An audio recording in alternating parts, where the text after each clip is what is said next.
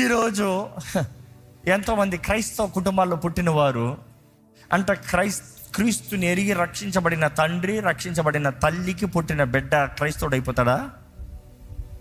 For a kind information అవ్వడు. ఇక్కడ ఎవరైనా మీరు పుట్టకతో నేను క్రైస్తవుని అంటే అలాంటి మాట బైబిల్లోనే లేదు. I'm sorry, that is the reality. ఎవరు క్రైస్తవుడు? క్రీస్తు రక్తంలో కడగబడి రక్షించబడిన వాడు, పాపాలు ఒప్పుకోబడి జీవగ్రంథంలో పేరు రాయబడి క్రీస్తుని వెంబడించేవాడు క్రైస్తవుడు. ఆ కార్యం చేయని వాడు క్రైస్తవుడు పిలుచుకోవద్దు. You are fooling yourself. So క్రైస్తవత్వము ట్రెడిషనల్గా జనరేషనల్గా వచ్చేది కాదు. యూదులు అని పిలవబడేవారికి అది ఉంది, జనరేషనల్, బట్ నాట్ క్రిస్టియానిటీ.